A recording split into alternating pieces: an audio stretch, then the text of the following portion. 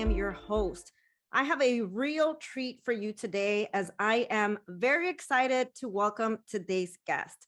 Chris Clarke serves as the Director of Multicultural Student Affairs at the University of Miami, where he provides services that support ethnically diverse students. Prior to joining the University of Miami, Chris served as the inaugural Director of Diversity and Inclusion at the University of Chicago Law School and has worked at the University of Michigan and the University of Illinois Chicago in similar capacities. Chris received his Bachelor of Arts degree in Educational Studies, Justice and Public Policy, and his Master of Public Administration degree in Organizational Leadership. He is currently pursuing his Doctor of Education in Higher Educational Leadership. Chris, I am so ecstatic to have you on my show today. Thank you, Liz, for having me. Thank you for the embarrassing introduction. I don't like to hear about myself, but I appreciate you having me on. I'm looking forward to chatting today. Absolutely. I know you and I connected a few weeks ago, and we had such an enriching and insightful conversation that I honestly wish that I could have hit record and we would have had an amazing podcast. So I know that we're going to replicate that today, right? I hope so. I mean, I don't remember what I said. I often don't. And some of the students I meet would say, like, I should record or write down what you said. I'm like, yeah, you should, because it's gone. But I'm confident that we can make it happen in this version. So.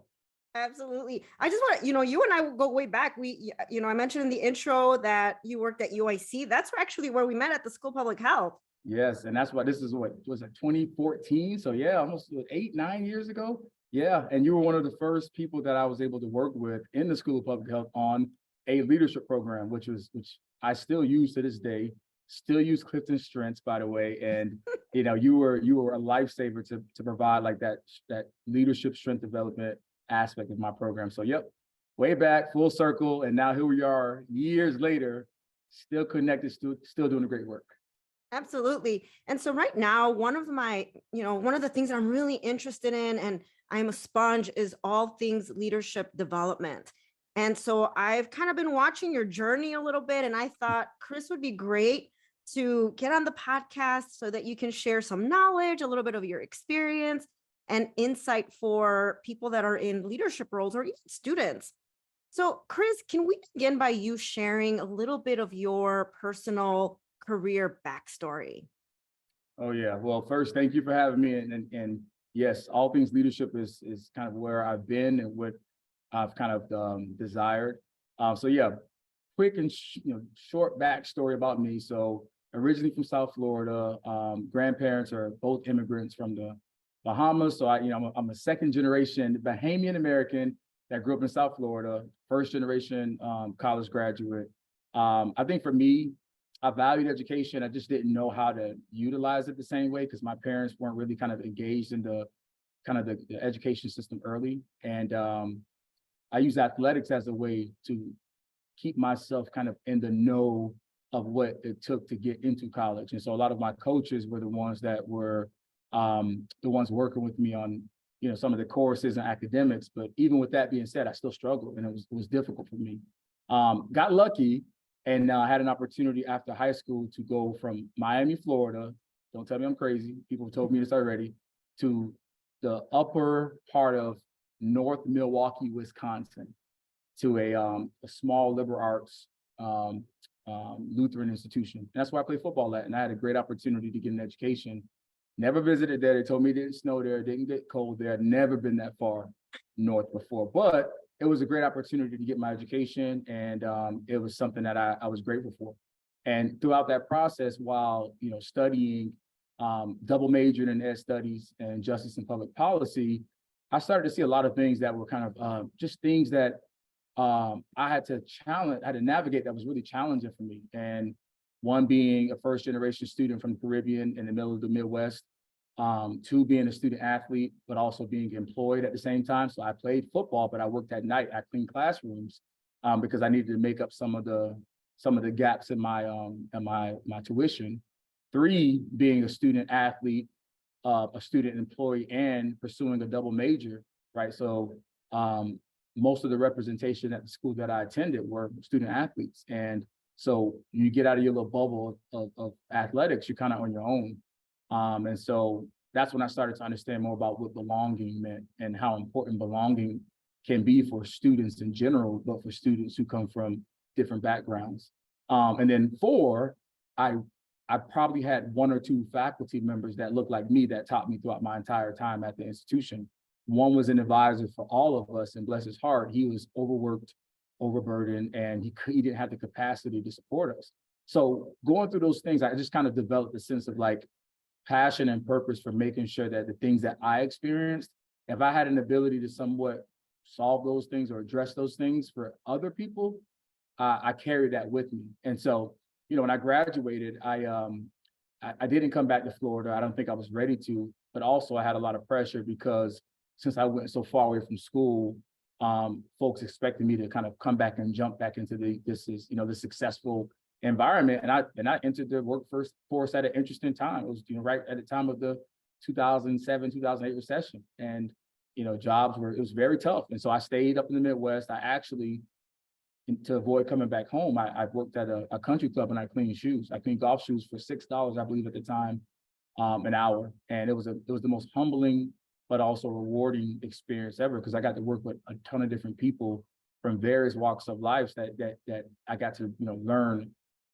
from. And it just so happened that kind of my work ethic and the way in which I didn't, look at that as a huge barrier, created an opportunity for me to meet two wonderful people that owned the educational software company in Milwaukee. And it just so happened that educational software company was to help high school students that are a part of college prep programs literally get connected to their admissions office, the college success offices, all of that through technology. And I went in there for a 2-week internship, and a lot of the passion, skills, and experiences that I had immediately came out, and I turned the 2-week internship into, years later, I became, the director, the operations director of the program. But then I also ended up becoming, a minority shareholder in the company. And I had no idea what those things even meant, but it was definitely something that just showed like, the things that I experienced, now I had an opportunity to, at the right time, with the right people, to add value, but also serve students. And we served about 20,000 students across the country, all a part of the Upper Bound Talent Search Trio programs. And this tool that we had made it easy for them back in 2009 to go online and make a profile, like a LinkedIn profile, and send that profile out to colleges and universities based off of their GPA, their majors, right to the admissions office and some of the minority offices and affinity offices as well. So that was my introduction to college access work. And from then, fast forward years later, I sent so many students to various colleges, and I wanted to know, like, wow, like I'm helping these students get there. I want to know what happens to these students. And so after getting married and relocating to Chicago, I wanted to get into higher ed. And that's when I got to meet Dr. Evan Dotson, who at the time was an assistant professor, an assistant dean at the University of Illinois, Chicago, School of Public Health. And did a practicum experience with him with years of experience, because I wanted to get in, designed a leadership program for the first year graduate students, which Liz, you were so gracious enough to be a part of that curriculum and help develop our students around their career and strengths.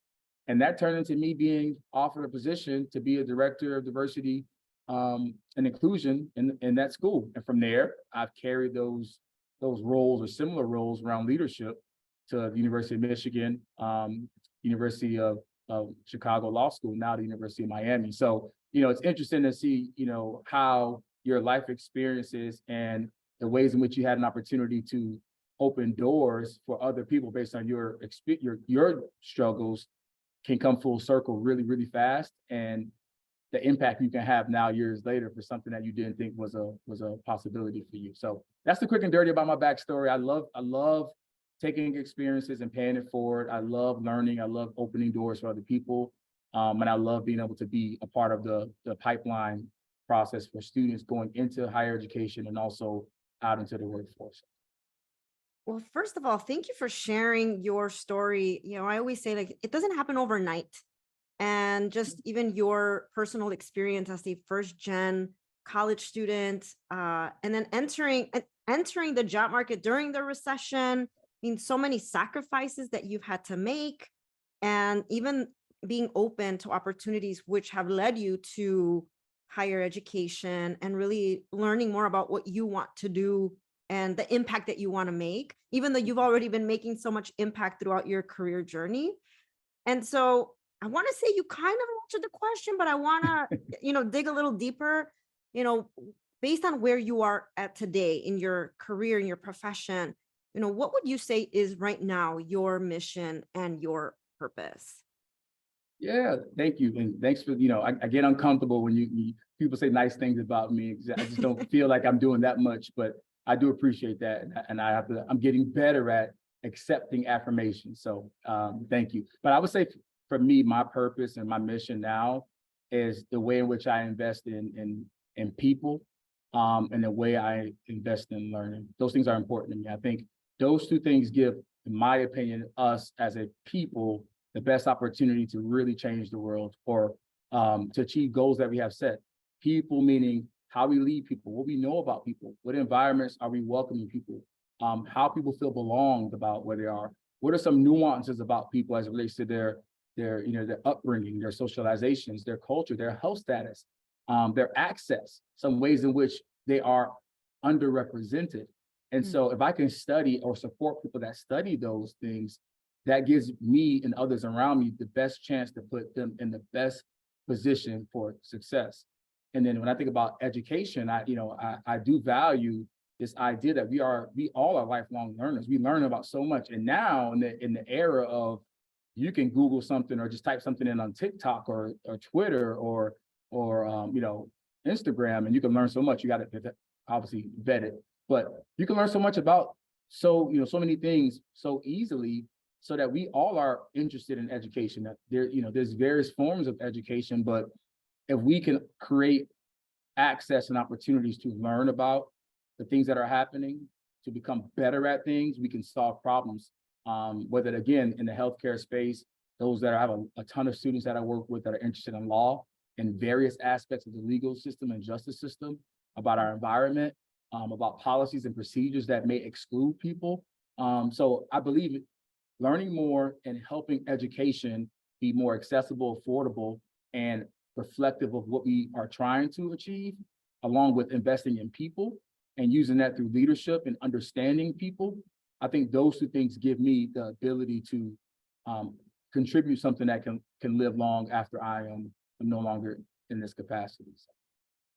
Yeah. And you talk about being a lifelong learner and even having access to education and information, but being critical thinkers and really what's out there. And so in that scope, you are actually finishing up a doctoral degree. And I'd like to talk a little bit about that. Yes, congrats, Chris. I know you're gonna be defending soon. I would love to hear a little bit about that, because that is also another, barrier.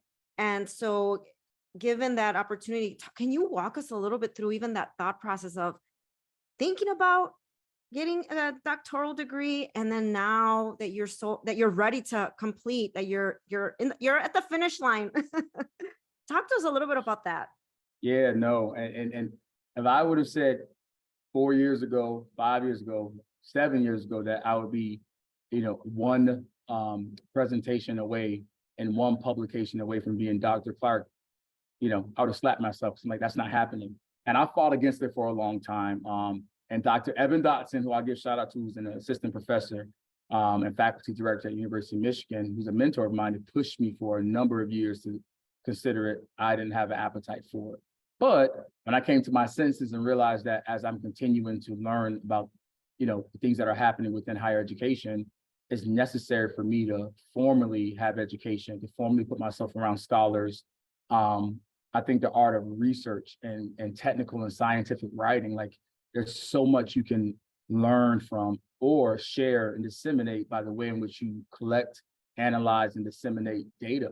And if I'm someone who's interested in inclusive leadership and trying to help others solve problems, I have to do it from a grounded perspective. I can sit in here and say everything that I want to say about what it means to be a leader, but I want to be respected in that space. So it means that I have to put myself in spaces where I can be respected, which means I have to publish and I have to have the formal training. So I pursued that because it matters to me that I am learning. I'm constantly learning, that I'm constantly being challenged. I'm learning more theories. I'm learning how to apply my years of experience to the industries that I'm in.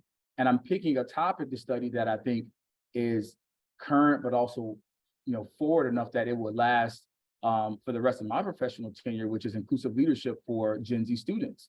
And by being able to do that, first of all, I'll be the first in my family to have a doctorate. Second of all, I think it'll give me some credibility in the space that I'm able to pick a topic and, show that there is impact in some of these approaches. Third, like anyone that wants to have a broad impact, in order for me to expand my scope of what I do, I have to have the years of experience plus a credential plus some sort of expertise to be able to move and ascend into a more senior leadership position, which will give me more of a broader scope. And so all of those things made it attractive for me to pursue my doctorate. I'm doing it here at the University of Miami. And I really do value this about the university and other universities as well. They make it a benefit for you to be able to get an education. Some institutions offer it for free. Some give you, some form of credit or scholarship. They make it accessible. And so my program, it complements the rigors of my day-to-day life. And it also is set up in a format that doesn't disrupt my family life as well. And so I'm grateful for that, in addition to the other things that I mentioned. But lifelong learning is something important, but understanding the work that you want to do, what you want to study, and where you aspire to be within these systems, whether it be higher education, nonprofit. Formal education is one way to really kind of put a stamp on yourself in these spaces. So. Oh, that's incredible. And I think it's so great that you have, Dr. Dotson as a mentor. And that just shows, right, the importance of mentors in our professional careers, because even though you had that in mind, it just took a little bit of nudging. And, even though you're like, never in a million years would I have thought. And here you are, right, a few weeks away from completing your doctoral degree. It's such an inspiration. I think a lot of people are probably in that, that crossroad. They're trying to figure out if that is something that they want to do or if they can do it, right? There's a lot of self-doubt. And like you said, if you're not around people that, in these spaces, you're essentially a trailblazer in your respective area. And now you're talking about inclusive leadership, specifically with Gen Z. Like, why that topic? That's very fast, like forward thinking. What was the interest in that particular topic? Yeah, I think the interest in that topic came from, I've been doing this work since 2008 and 9. I've been able to see the shift in generations from like the millennial group to now the Gen Z group. And then you start to think about some of the things you notice. Anecdotally, over the last few years, I've noticed a difference in the way they learn, the way they engage, kind of their motivations, the way they like to be led. And I try to use those in my capacities to share in workshops and presentations and trainings, but it's usually grounded by others. So it's like, secondary, data that I use. And one of the things that came out of one workshop that I did here at Miami was, I asked someone, what do you think is the biggest barrier now between the Gen Z students and you? And the answer was one of the most, brilliant responses, but true responses. She said, every year, the students stay the same age, we get a year older. And I thought about it, and I was like, you're right. And so if you think about it that way, every year, if you are working with a traditional age undergraduate population, you get another 18-year-old that comes into your institution, and they come in bringing a number of different experiences, things that you have to account for, but you're 1 year older. And so if you're not intentionally thinking about how to ensure that who you are still connects with the way the students learn and engage, then you could be missing an opportunity to connect with them. Now, I did not say you have to believe in everything they believe in. You have to just conform. No, those things aren't. But if you're trying to be most impactful and effective, it's important for you to understand how the people you want to serve are wired so that you can give them the best opportunity to feel belong, but also have success. So I studied that group for that reason, and not just who they are as a group, but some of their perceptions. So what they believe are some helpful things that leaders have done, not just faculty, not just staff, even peers. What are some of the behaviors that complement them as Gen Z students in this interesting world that we live in to help them with a stronger sense of belonging. And what I hope to do with that when my research is done is take those elements and those characteristics and those competencies and share those things broadly so that anyone that's within any leadership position, any role that serves Gen Z students can know this is what the students perceive inclusive leadership would look like. And a lot of it's along they're fostering their uniqueness, supporting them as individuals, showing them appreciation, being adaptable and available, building strong relationships. And another one was, valuing mentorship and support networks. These are things that I found out from students just from asking them questions. And how we do those things can live across various lines: classroom, the administrative life, the campus life. And they really do, from my research, have really amplified the ways that these students find a sense of belonging for who they are on college campuses. So what I hope to do with that research is, once it's published, disseminate that broadly across the academy, but also translate it, because these same students that are here will be going out into the workforce. Yeah. And it's important that as they go out into the workforce, these organizations that are so keenly interested in recruiting and retaining young talent also have these same components a part of their institutional organizational culture, so that they can recruit, retain, and find a sense of belonging for young professionals who we know we need in these industries and these spaces. So that's why I chose it, and that's I hope that this kind of travels and I can follow these students throughout into their professional careers and provide value, not just for them as college students, but for them when they enter the workforce through various organizations as well. So, Chris, that is fascinating. And I will tell you that that research is going to be applicable and used, I'm for sure, across higher ed and in the workplaces and organizations. For me, as someone who is in higher ed, and like you said, yes, I've been doing this for a long time. I feel like I do get older and older. No, I am getting older. You're right. They're staying the same age. And I think in our roles, like, you have to be a lifelong learner. You have to. And you're right, because you want to understand, because we're not serving the same students we were serving 10 years ago. Mm-hmm. And environments have changed, everything, that the political landscape, with the pandemic, so many factors being thrown in, and just the way that students view the world of work. And as you mentioned, even sense of belonging and how to, retain talent. So I wanted to ask a question regarding like people who are new leaders, but I think, no, I'm going to scratch that, because I feel that this is applicable regardless on how experienced you are as a leader, regardless of again, your years of experience. So what advice do you have for people in leadership roles, and based off of the things that you've been learning, what should we be thinking about in our own leadership capacities when we're working with, younger generations? What is inclusive leadership? What should that look like for us?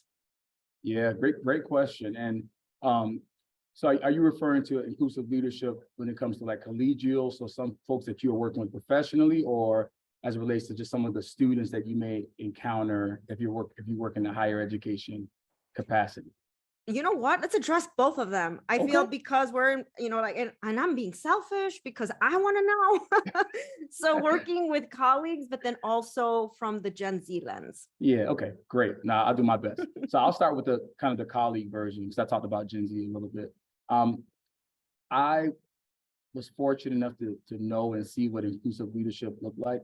And I can tell you now, as someone who leads a staff of 4 professional staff, and then 6 to 7 doctoral, graduate, and undergraduate students, and then have done that across the universities. I think the most important thing for leaders in spaces like that is time, like actual dedicated time.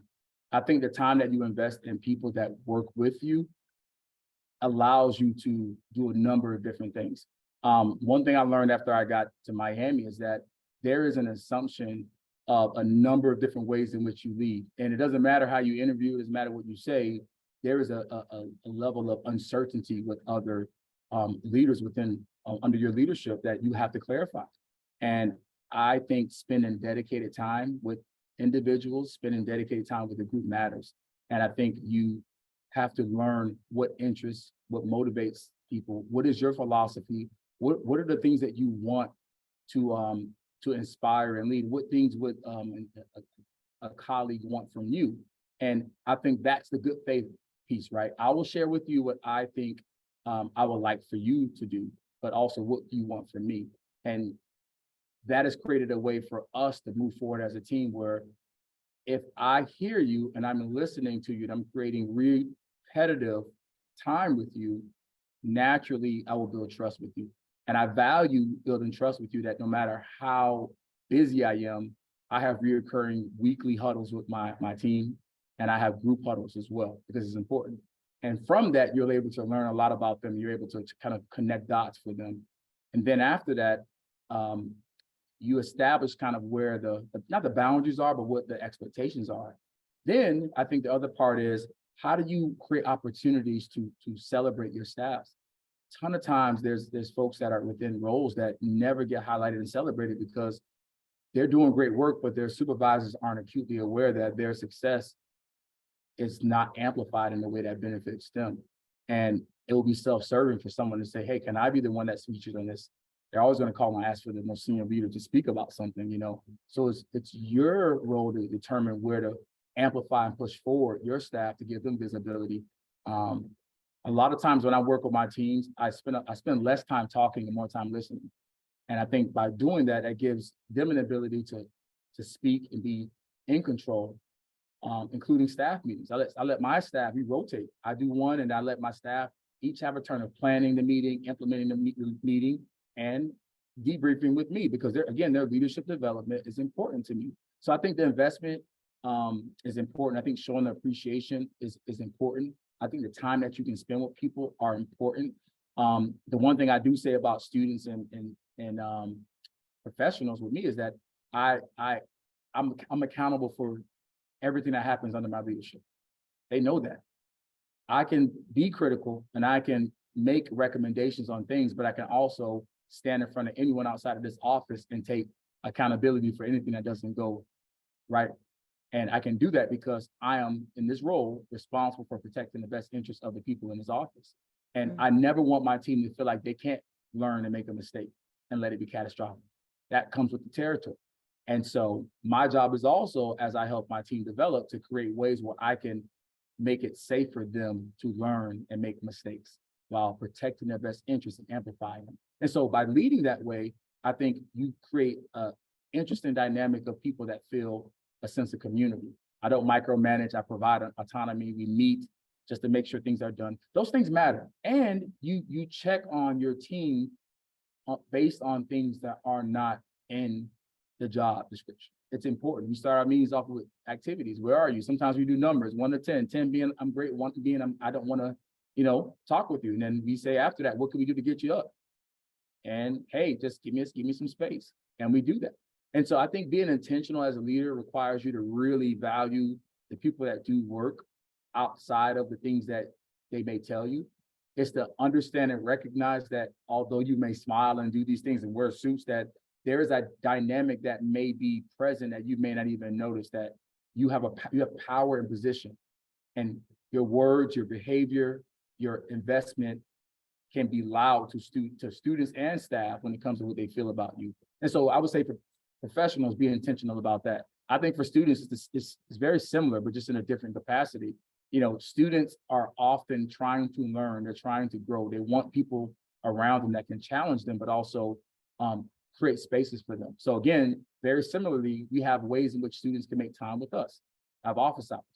I have ways that they can always create dedicated time with me. They know where to go when there's a crisis. I help students do things that are outside of my job, like, look at their resumes around getting up, make phone calls for them, write letters of recommendation, talk to a faculty member, help them get to the counseling center if they feel, a little bit ashamed to go, have their mental health taken into consideration. So I think for students, very similarly, how much do you support them as individuals? How are you helping them build relationships?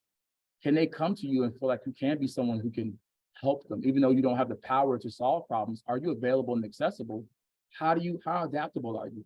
I am somebody who's not a Gen Z person, but I have been in spaces where I've been forced to do TikToks. Well, if this TikTok is going to result to more people being able to see me as a resource, I could be uncomfortable doing some stiff moves because it shows I'm okay being uncomfortable for the best interest of the students who may see me as somebody that's an intimidating figure. And so I would say for both of those groups, for professional staff, I think the intentional investment, the way in which you support them, the way you build trust, the way you listen, the way you amplify them and promote them when there are opportunities to, and the way you jump in front of them and courageously protect them from making mistakes that can be seen outside as huge, but really inside they're small. Those make a big difference, and they help people find a sense of belonging. Lots of times people think it's the money. Oh, it's the money, it's the pay.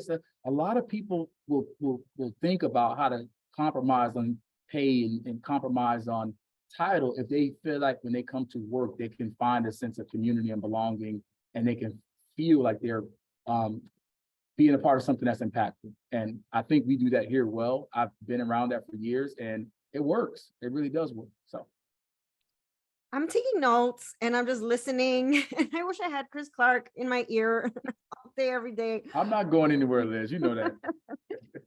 Chris, and full transparency, and I'm going to share this. I've always been a one-person office, and that's been, my experience. And never in a million years, just like you were thinking about, your doctoral degree, I never envisioned myself to lead an office.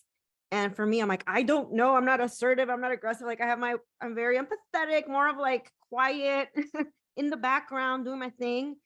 And so, now I'm in this role where I am leading a team, and this is a real learning experience for me. And a lot of the things that you're sharing, obviously, I'm still learning, but I kind of wanted to take a step back and just kind of see, where have I learned from my leaders where they helped me thrive? And one of the things that you said that resonates is, I make mistakes and I address them and I learn from them. And I think not being afraid to fail has really been a growth area. So that's like something that I always tell my people. I'm like, make a mistake, that's fine. Like, we'll figure it out together.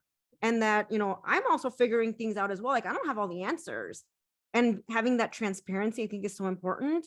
And someone recently shared, said something to me. They're like, Liz, you treat us like we're human. I'm like, that's like the basic thing, right? Being human, because I'm human and I want to be treated the same way. And so all the things that you're sharing, building community and making time for people. So it's refreshing and validating to hear that, because I myself, and again, full transparency, I'm still trying to figure that space out and trying to figure out my identity as a leader. Yeah, Liz, and I will say this too. Thank you for saying that. And you brought up something that just I forgot too. So every year, what we do is we have a retreat, and usually it's in the summertime because there's some downtime. And when we have new staff or new leadership, I have somebody get on the board and kind of split the board in half, and I put work philosophy, work styles, and I ask each person to go around, including me, and say, what is your work philosophy?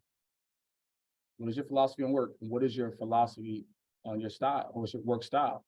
And the reason I do that is because I don't want people to make assumptions about what it means for them if they say at 5 o'clock when my shift is done, I'm going home, versus the person who says, I think I'm going to stay a little later.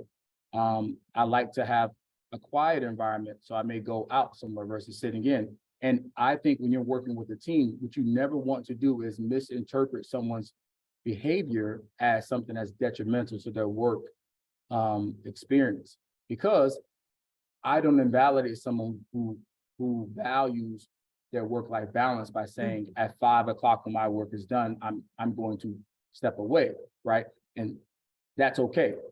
At the same breath, you don't want to invalidate the person that says, I want to stay longer than 5 as well. And so by getting that out on the table and better understanding people's work styles and philosophies, it removes a lot of ambiguity between what it means to sit there. I remember at first, when I first got there, I would sit in my office and I would sit there past 5 o'clock on my computer, because for me, I have the shortest commute. I'm doing different work, but I could see initially that some of my staff was like reluctant to leave and go home. And after a while, I found out that the reason why they were reluctant to go home because they didn't want to appear like they didn't value their jobs, because they didn't want to leave before I left. missed opportunity. And in my mind, I'm like, why are you still here? And so that is one thing that you don't realize when I say power and position is that your presence and your work ethic, if you don't make it clear to your team that that is not an expectation, they may think that I am not doing enough if I leave this office before him, even though I need to leave and I want to leave. And so have an opportunity to reset, to go over some of these norms within the office and our wiring makes it easier to build trust, but also to build community. And for you to be a leader without feeling like you're either doing something wrong or infringing on someone's ability to kind of value different things. So that was one big example. It's like, I just didn't know if that was, I didn't want you to think I wasn't working hard. Like, I've seen you work hard. You've been here since 7:30. Like, no, go home. But as a leader, I have to be aware that my presence means something to people. And I have to make it clear what my expectations are. So at 5 o'clock, if you value going home as you should, go home. Yep. And I'll come in now and say, what are you still doing here? Well, no, 5 o'clock, let's go get out of here. I'll be here for a couple of hours. So I think that's another thing too, Liz, that, we skip over that part. And unfortunately, people end up, working themselves more or having thoughts in their head more than they need to because of not coming together and discussing philosophy and work styles and, what you thrive from doing, et cetera. So. No, and I think that's important, right? Having that communication open all the time and not making assumptions. I think that's detrimental, the assumptions, right? And that we have blind spots as leaders as well. And we don't communicate those. And if we don't build that trust that people can actually come to us about certain things, I think that's extremely important. No, I think those are some great points that I'm taking everything in right now that you're saying. I'm sure that whoever's listening as well, because you want to do a good job and you want people to enjoy the work that they're doing, and know that they have a safe environment where they can grow and thrive. That's the ultimate goal, right? Because we're serving students, and we want to make sure that people are feeling good about the work that they're doing. Well, I'm speaking to my area, but people can be serving different types of populations and clients. Okay, so just, with all the different, philosophies that you have in terms of leadership, I wanted to tap into a little bit about some of the deficit approaches that exist out there. But you have a philosophy that you've adopted on asset-based approach to some popular mindset. So we're going to dive into 3 of them. One of them is the quiet quitting. What are your thoughts about that, Chris?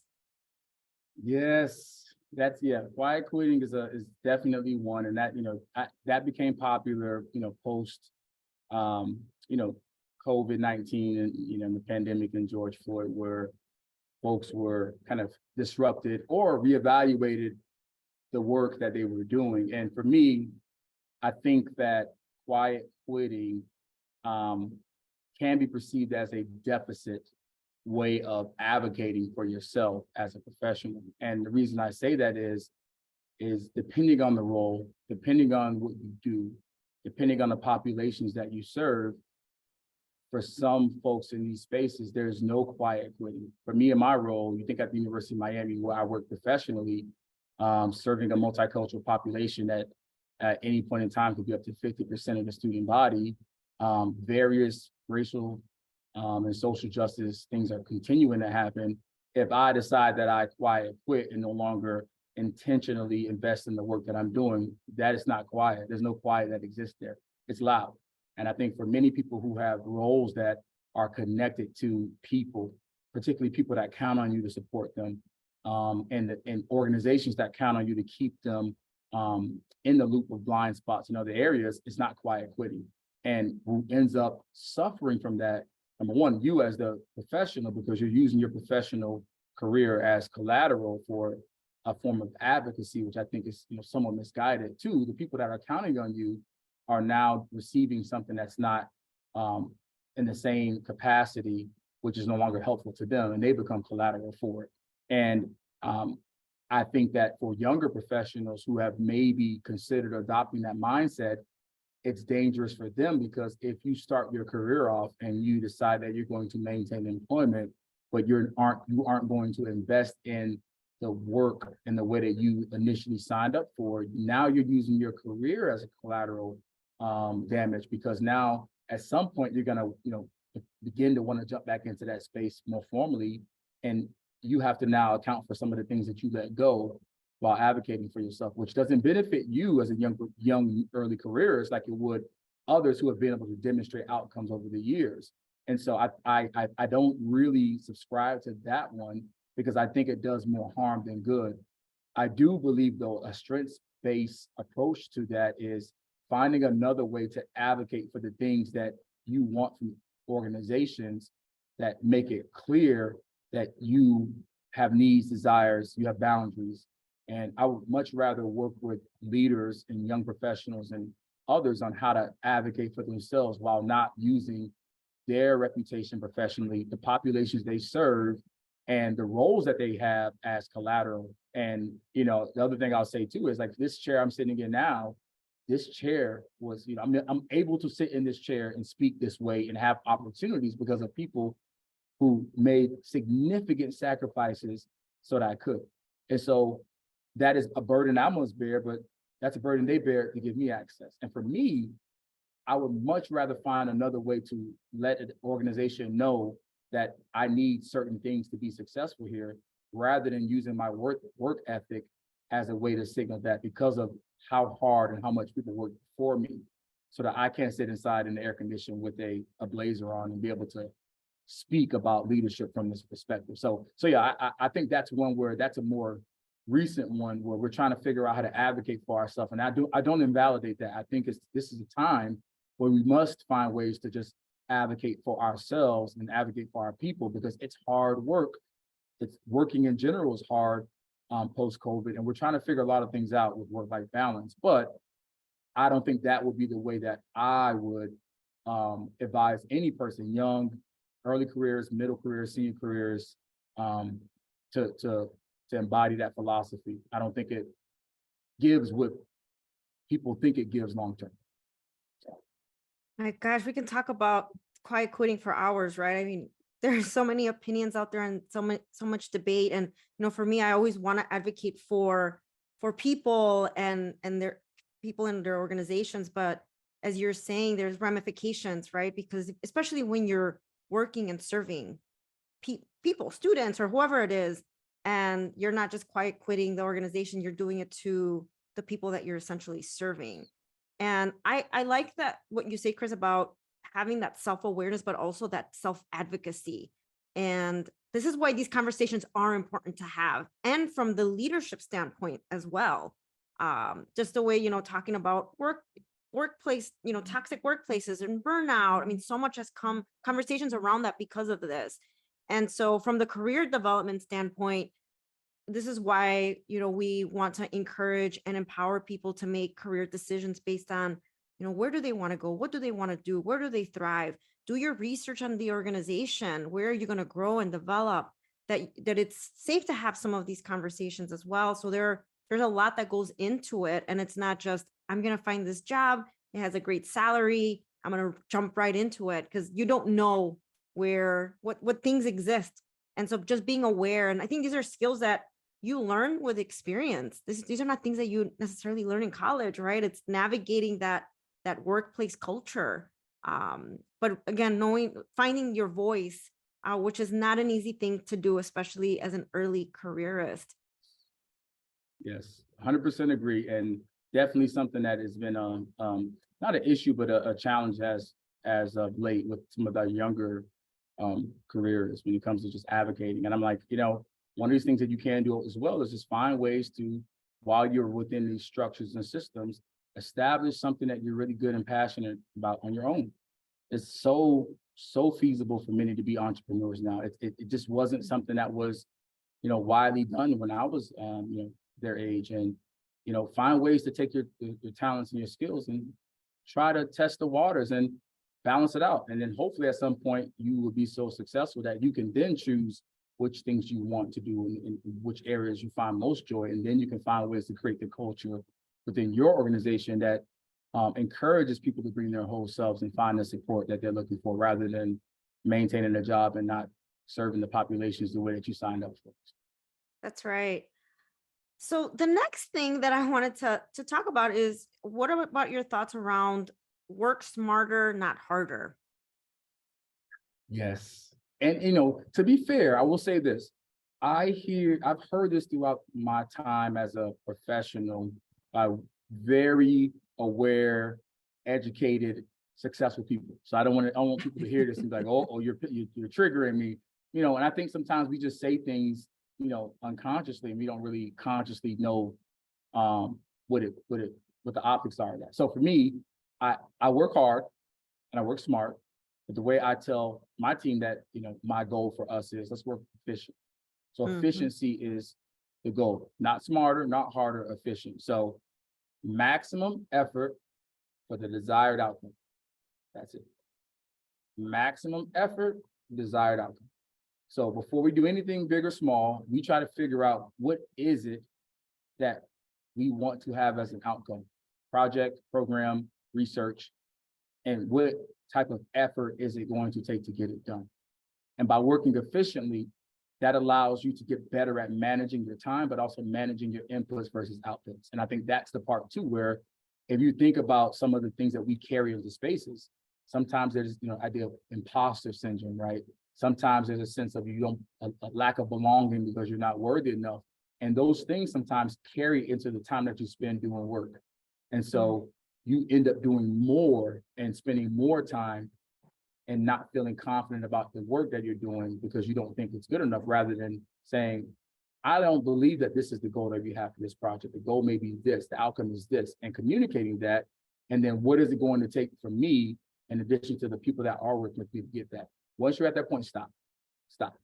And so I don't say work smarter, not harder. I don't believe that we have the, again, privilege and luxury not to work hard, and we can't not work, we have to work smart. It's impossible to be in some of these spaces and not use our brain, but how efficient are you at doing what you're doing? And efficiency, I think, allows you, for many of the offices that I work with and serve, we are oftentimes understaffed, underfunded, Mm.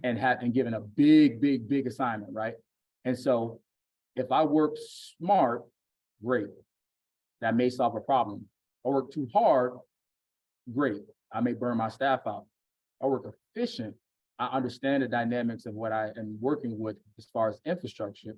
I understand what I'm asked to do, and then I can, with my team, determine the goal of it and how much effort that we need to put into it to get the desired outcome. So it's always work efficient for me, not smart or hard. So, That is such a, I think one of the things that you definitely learn with experience. And I really like that mindset shift of being efficient, because that's just a combination of both things, right? It's like wanting to get to that desired outcome. And this is where I think like the strengths comes in. I always, talk to people about like using the team strengths, right? Like there are things that energize us and then there are things that are very draining. And how can we play off of each other's strengths? So if I know that you don't loving this and that does not require so much energy, but it energizes you, then you do it, go for it.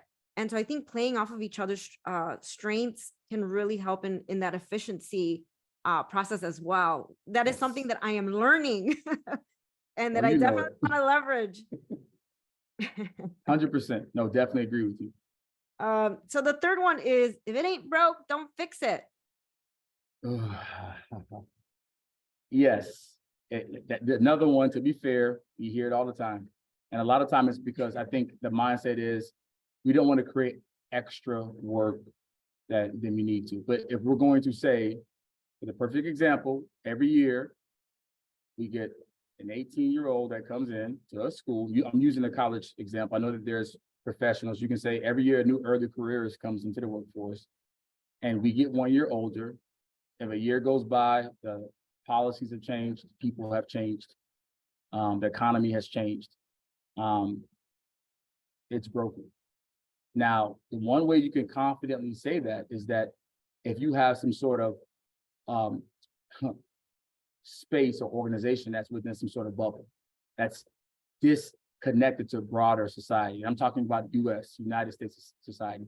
We know that there's still challenges that we're facing, systematic challenges, injustice challenges, housing challenges, socioeconomic status, wealth gap challenges, employment challenges. These are things that are systemic. These are problems that have not been solved.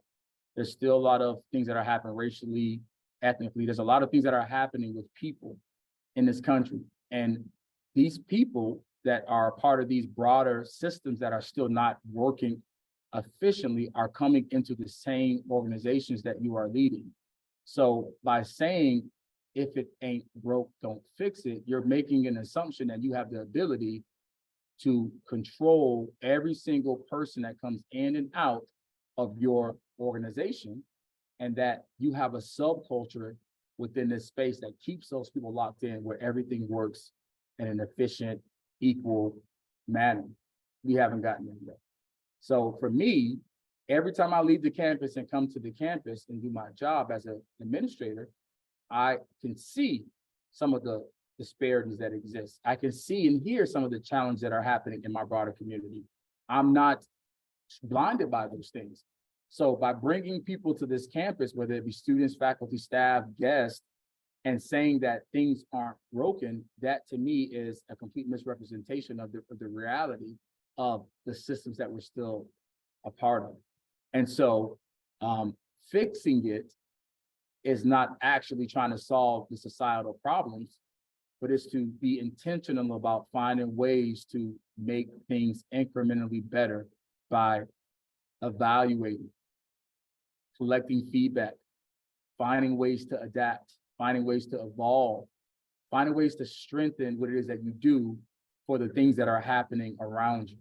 And if you're saying that it's not broken, then you're making an assumption that everything outside of this bubble that you're in is perfect, and that people that come in and out of these spaces are all a part of that. And I haven't seen one space that's able to do that. So for someone to say that to me, I'm going to say, how can you determine that it's not broken when people are coming and going to these campuses, to these organizations, and there's still challenges happening within the country that you can see very blatantly.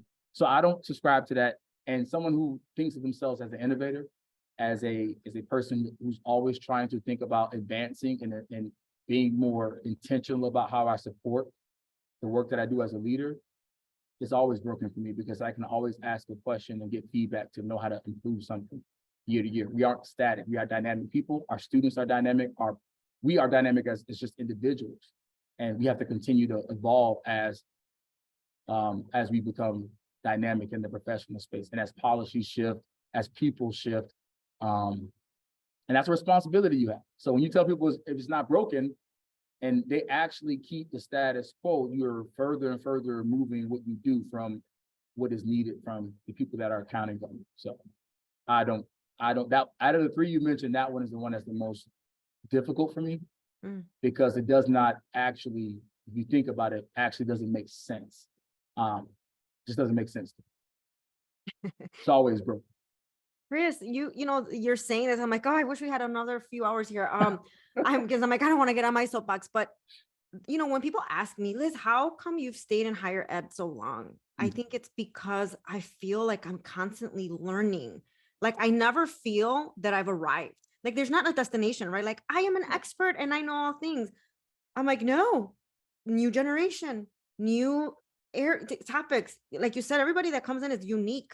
So there's no prescribed way of supporting and delivering services. It's ever changing and constantly being on top of it. And I feel like it is constant learning and, like you said, evolving, and we are dynamic, and it is about adaptability. So I think those are some of the attributes and mindsets you have to bring in, especially in the world of work that we do, that we are in higher ed and in student serving spaces, or even in the workplace, right? With people that are coming in, like you're talking about Gen Z, it's like you said, policy and onboarding and creating that sense of belonging and recognizing and being okay with making those changes. And I think a lot of times people struggle with change.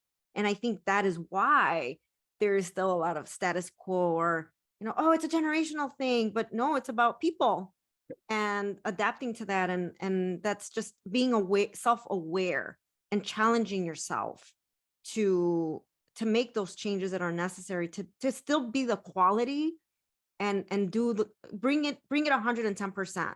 always. So I'm, that I, really resonates with me, Chris. I'm telling you, I agree. And that's why I say the power. So in some of these spaces, we use our power to create moments. And a lot of the things that I've been asked to do is around like just trainings and events and some of these programs, which are really cool. But again, how do you use what those events are happening, the events that happen to really tell a story? Like we have to get out of just these one-dimensional short-term impact moments and collect data from the people that are receiving the services to determine their satisfaction to what we're giving them professionally, educationally, and responsibly as experts. Take that information, put it together, disaggregate it if you want to, but put it in the face of the decision makers and say, here's the reality from our consumers about what it is that we're providing. And here are recommendations that are stretch goals or just minor adjustments that can help improve those things.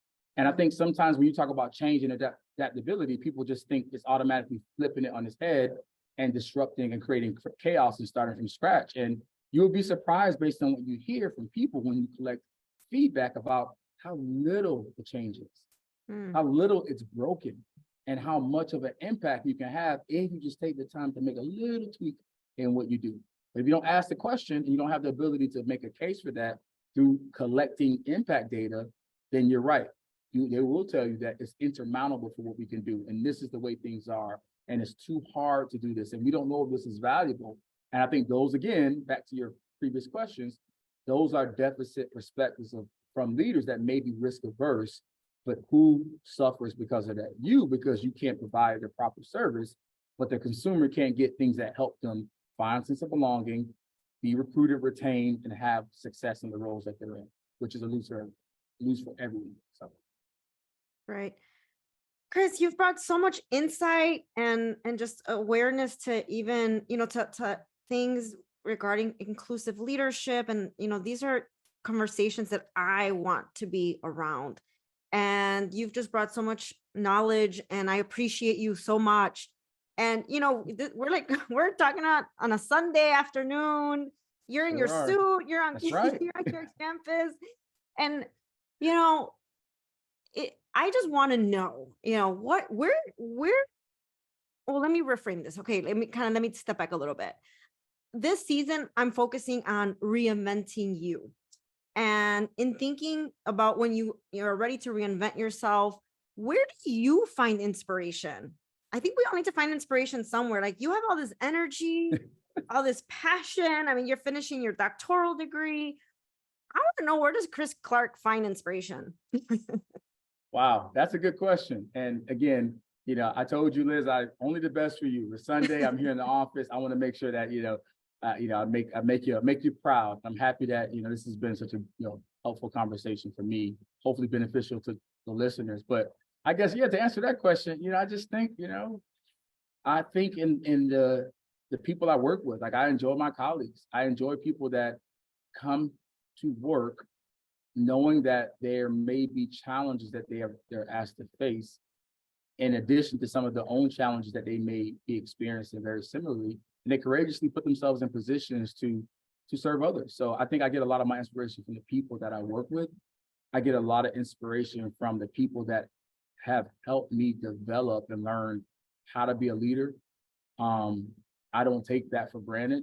I understand now what it means to be a courageous, authentic, inclusive leader in this season, because it doesn't come without the scars, but it's necessary at times because you want to really do things that are impactful, and it doesn't come with just the keys being given to you.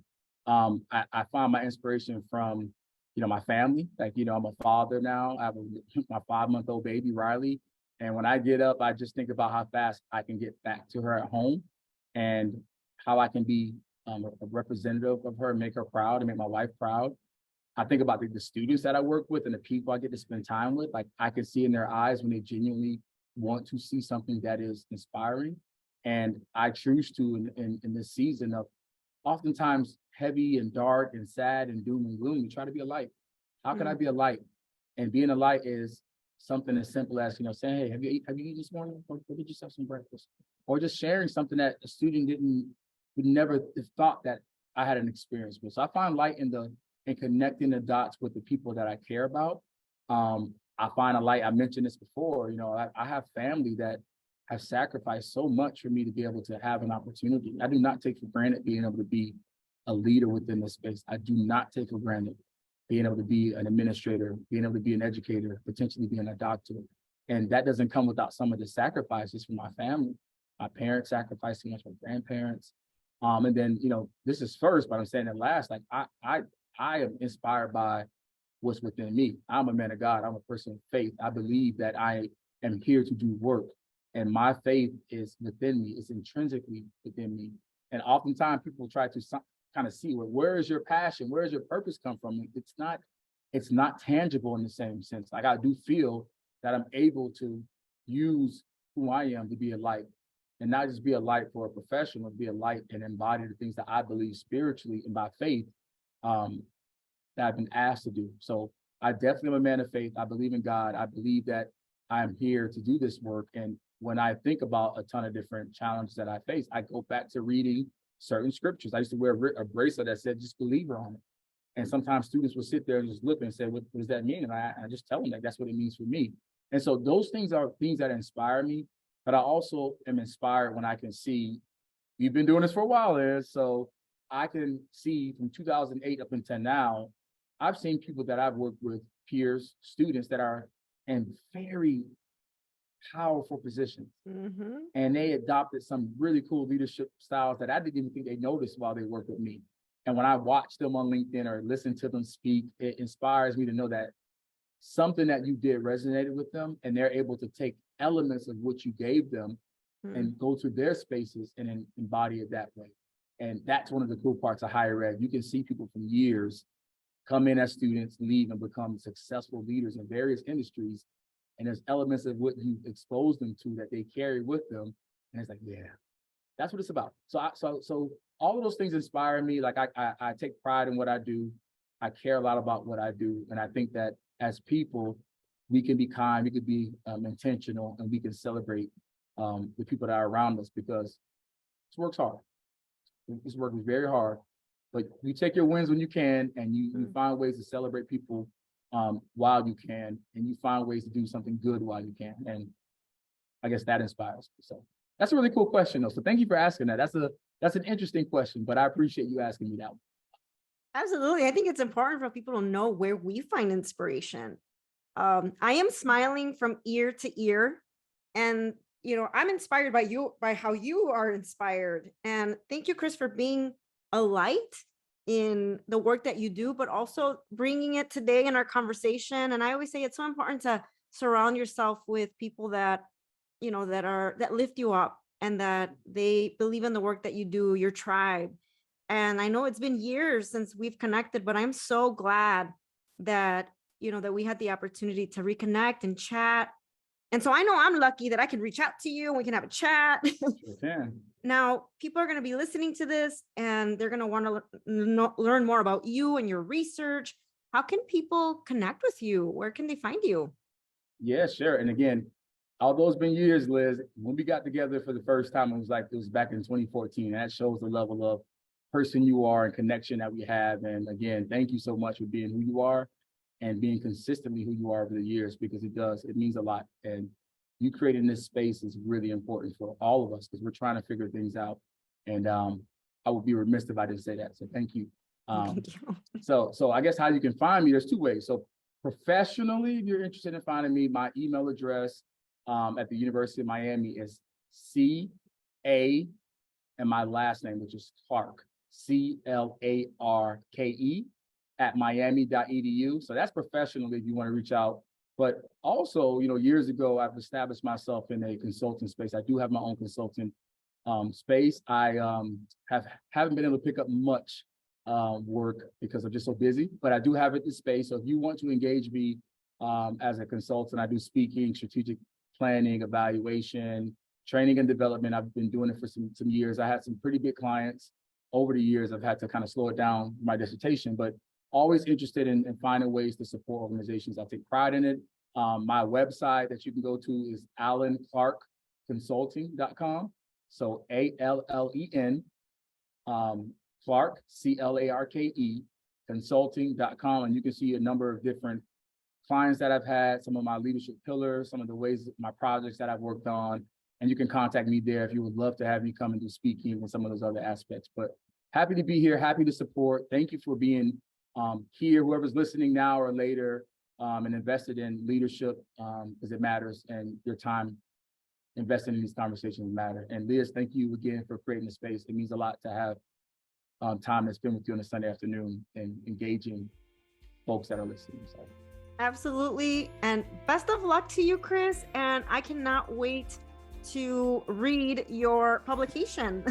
And the next time we speak, you'll be Dr. Clarke. If all goes well, I will be Dr. Clarke, and I would be happy to let you read my publication. Be nice though when you read it, okay? Be kind to me. Oh, thank you, Chris. Thank you, Liz.